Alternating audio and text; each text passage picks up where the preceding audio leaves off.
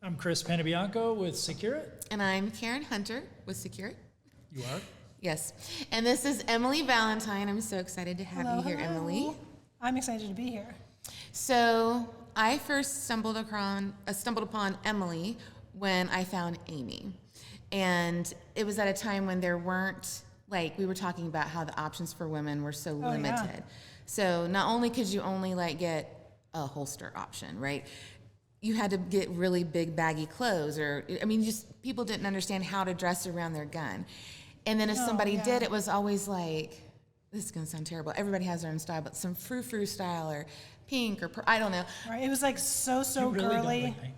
I mean, it's okay sometimes. Hey, I'm fine with that. Yeah, but I'm I found Emily and I'm like, oh my goodness. Same kind of style. I love the way she dressed, but she was still feminine, still edgy. And I'm like, and she's concealing a bigger gun. Most people are like, you can't conceal a big gun. Most men won't conceal a big gun. But anyway, so I was just very intrigued by her. And then the more I watched you, not just that, but she was huge on the same things I was: situational awareness, avoidance. Your number one goal should be never have to draw your firearm. Avoid the situation. And, and Amy's up here personality-wise, right? She's got all these great things. Anytime you guys would do a story together, Amy's being Amy, and you could see Emily. She is always scanning her environment. If they're outside, she is. So they Wait, both... I remember, hold on. So Amy and I were in Chicago. We did an Instagram Live while we were waiting for our dinner reservation. Mm-hmm.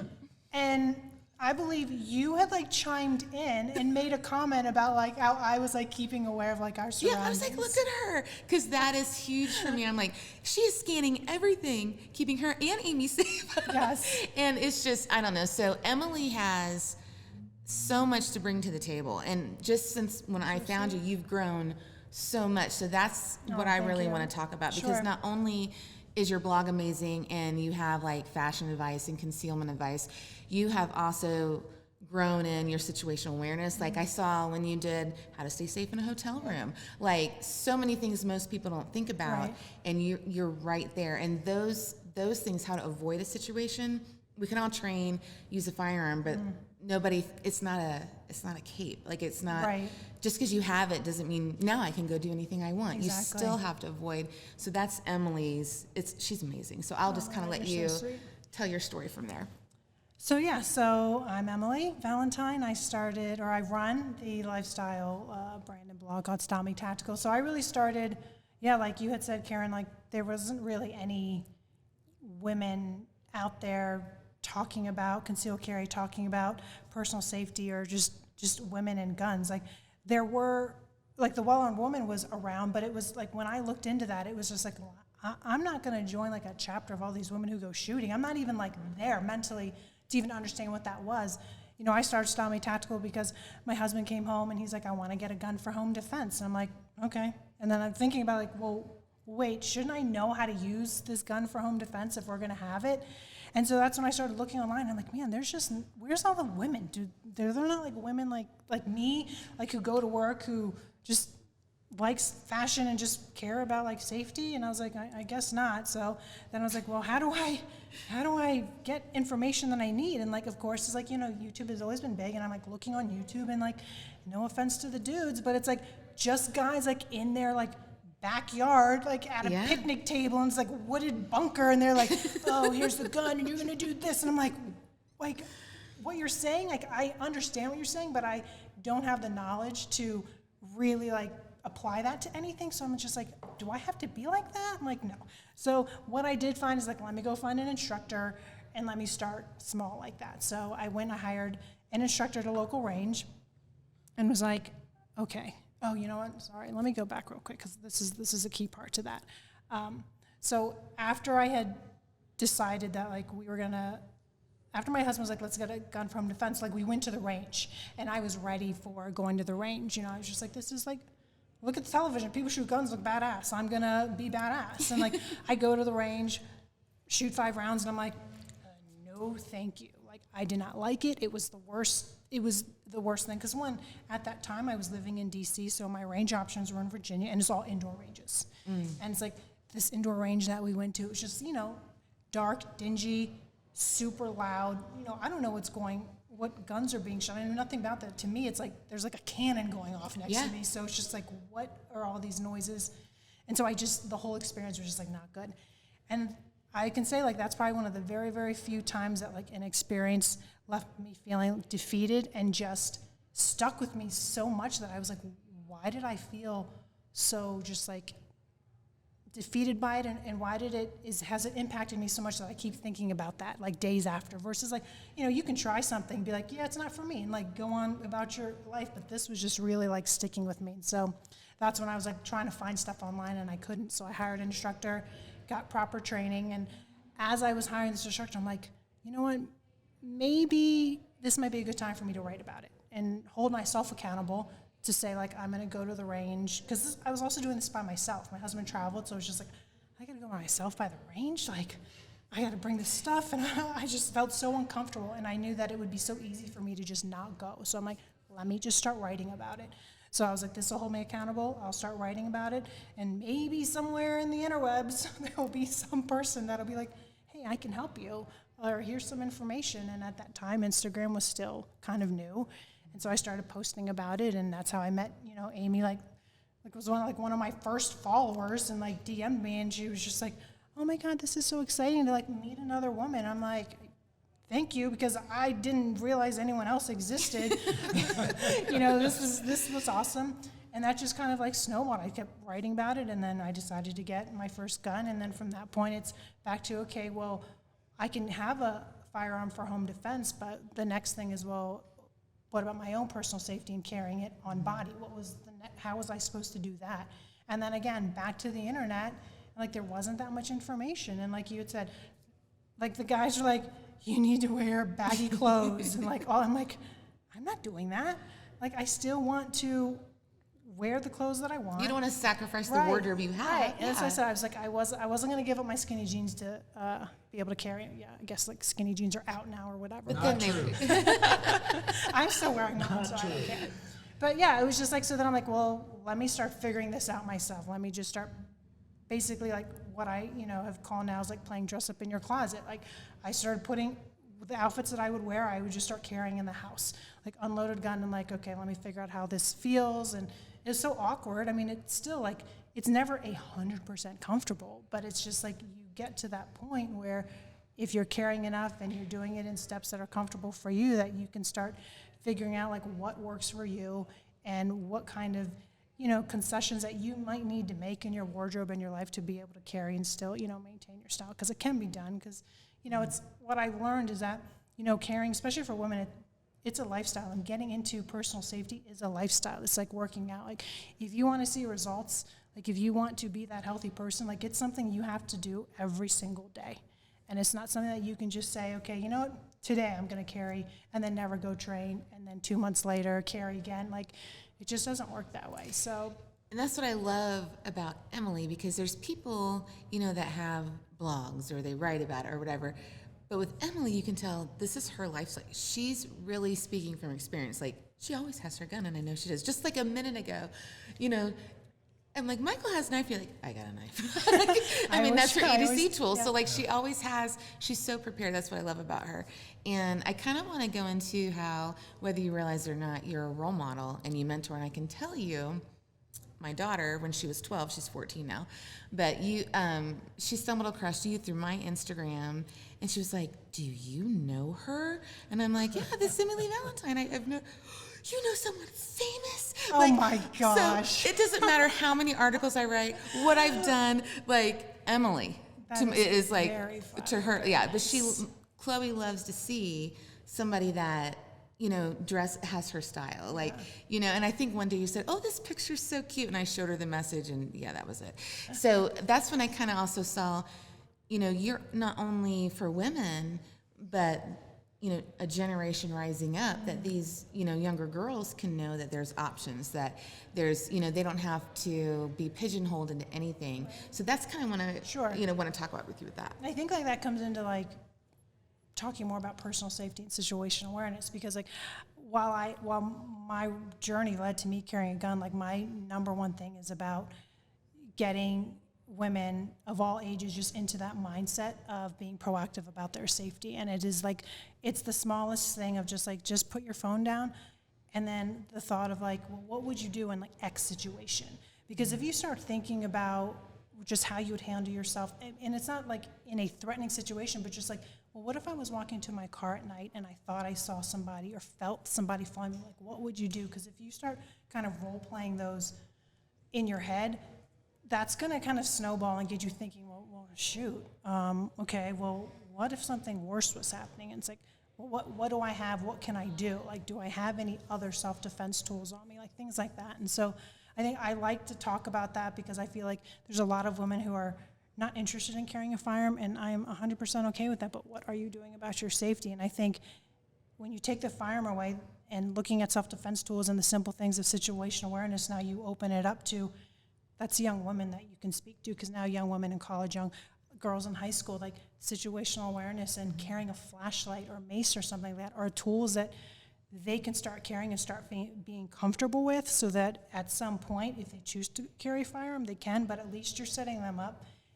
to have success and take personal safety as like their main responsibility. And so like one of the things that I'm lucky to be a part of is Turning Point. I'm a Turning Point ambassador, and one of the things that, you know, we've been fortunate to do is attend their events. And through their events, I've met so many young girls, and I speak to the young girls either one-on-one, they've come up to me. And it's still, you know, it blows my mind, because I started Stomy Tactics because I was like, I need to figure out what I'm going to do with this gun. Like, my intent was never to, you know, turn it into something that could potentially make money. I never set out to be like, I want to inspire women and I want to change lives. It was just, I needed some help.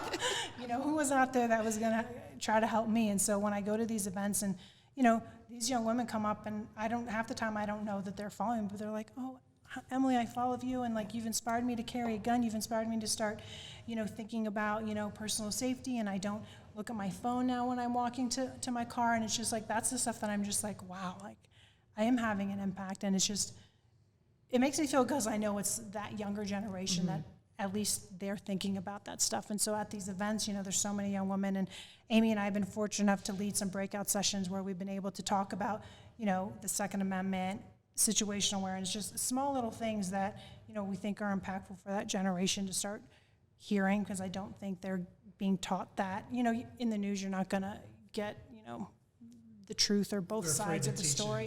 Right. They're not going to go near that. Right. And then like some of the parents, depending on, you know, whether they're too busy or what their interests are, you know, some of that stuff they don't know. That seems to be the way it is these days, is like, just give the kid the phone so they can be out of your business. And I'm like, you're just enabling them to, now that they can't detach from these things, and like everywhere they go, it's like heads down, and it's just like, please lift your head up, please look around. Like that, like the most basic thing, just put your phone down. And it's like, seems so simple, and like, I feel like a broken record, because like, I feel like that's the first thing I say. Everyone's like, what's your number one tip? I'm like, lift up your head, put your phone down. But it's so true, and everybody always thinks that the easiest target that somebody's looking for is a woman. That's not true. They're looking for the person who is disconnected, the person with their head down, the person just not aware, the person not making eye contact. The easy target, whether it's a man, woman, whatever your age is, it's the one that they're like, oh, they're not paying attention. They have no idea what's going on around them. And like, that's the thing. It's like, you know, you hear about like, I have on Nextdoor, I'm sure people who have that app who like read about their neighborhoods and stuff. It's like, oh, you know, I was, my purse was stolen, or, you know, I was like robbed or whatever. And like, I'm not trying to like victim shame at all, but it's just like, well, you're explaining what happened, and you're loading your groceries into your car with your purse in your cart. Like, it's just like, I know that's a simple, easy, like you might have kids, there might be a lot of things going on, but at the same time, it's like help yourself a little bit. Like take a second and be like, yeah, you know what, maybe I shouldn't put my purse there. That goes back to preparation and training, though. And I think that's the intent behind what you're saying. Yeah. Is you have to think about these things. This is a scary world. And I think that's what people don't want to admit. They don't want to accept it. They don't want to They're in accept the it. clouds. Yeah, and it's just like, you just have to, like. And it's not paranoia, it's just being prepared. Exactly. I mean, and the more you do that, the more it becomes like habit, like part of, you know, just every day. So I have a question for you. Who's a better shooter, you or Amy? Oh, Amy. She grew up in Texas. I think she like grew up like shooting guns since she was little. I mean, she's definitely a better shooter. Who's got the better musical selection? Oh, I'm gonna say me. All right, what's on your Spotify right now? Oh, see, I don't really do Spotify. I just am like old school. I listen to like albums. Like I know people don't. Into vinyl. I don't. Well, I shouldn't say like vinyl, but like like now everyone just listens to a playlist. Like I still have like, I listen to like bands and like their full album before like when they actually cared about making like a full like album that you can listen to. Now it's just like, can I get 15 seconds of a song? It's just like, what's the story through this album? But awesome. I like to introduce her like to like weird bands that she would never listen to. You guys, you're doing a podcast together. How do you maintain, and Karen mentioned it earlier that you are both very different people. How do you guys maintain that friendship, that positive, you see people that are just very different and you can tell, but obviously interacting with the two of you, you guys you're friends. Yeah. How do you guys maintain that? I don't know. Amy and I have talked about this before, and just like we honestly feel like God put us in each other's lives. Like that was because like there's so many things like outside of firearms and personal safety that we just like connect on and relate on. And like, I feel like I'm surrounded by like friends that are like Amy that are just a lot more extroverted and are just a lot more like friendly. I should say I'm a friendly person, but I'm a little bit more like withdrawn because that's just my personality in general. And so all my friends are typically like Amy, like my friend Crystal. I mean, Crystal Dunn, like she's the same way. And it's just like, how did I get these girlfriends that are just like so extroverted? And I'm just like, can we just chill? Like, she's so grounded and chill. But that's what, like especially with you and Amy, is such a good balance. Yeah. It's like, like a yin and yang, but yet they're still so similar. So I think that's why I work so well, like with our podcast as well too, because like we both, bring something different to the table, when we're interviewing guests or talking about different subjects and, about our experiences that we can just, kind of make it like you're talking to friends. And that's the way we've always wanted the show to be, is like, people come in like, you're going to interview me? What are you interviewing? I'm like, no, yes, we want to talk to you about something, but like, we're just hanging out. We're just having a conversation. That's genuine. What's next?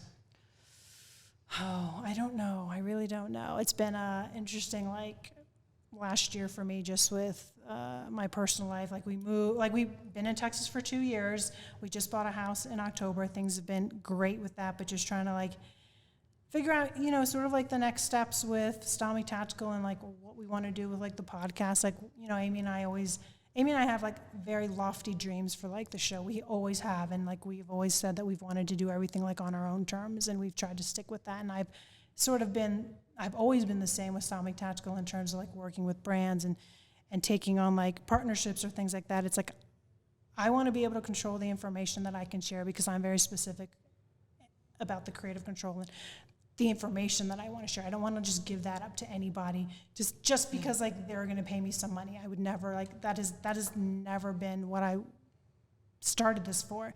And so it's just like trying to get back into like, I really want to continue writing more articles for the website because that's what I really enjoy. Like I like giving that information out and helping women, and I want to continue to do that. And, I've got, a long list of like events that I want to hold and that Amy and I also want to hold just to continue to help women and bring more women together, like events like this. It's just like, I personally have been able to attend some awesome events, and Amy and I together. And like every time we come away from events, especially like women-focused events in personal safety or firearms, there is a community and a bond that we leave with, and just a feeling of just empowerment and inspiration that we want to give that, and I want other women to feel that. And so like trying to get into doing more, trying to do some events where we can like help women in person versus just through a 60-second reel or an article is really where I would like to go. That's awesome. Well, thank you so much. Well, thank you for having me. I appreciate it. This was great. And I think what I've observed is that silent resilience, or quieter, because we have a lot of women here that are, Amy, we just spoke with her. Yeah. But I watched today as people look to you and I've watched a lot of the other women here, and they respect what you've done. And that's Thank a you. cool thing to see, because it's not always the loudest voice. Not that that's a bad thing, Right. but it's not always the loudest voice. But I think through the written word, a lot of people, that's a very intimate thing. And I think you're helping women, and it's inspirational. So Well, thank you so great to much. meet you, and thank you so much for joining us. Yeah, thank you for having me. It's been awesome. Thanks so much.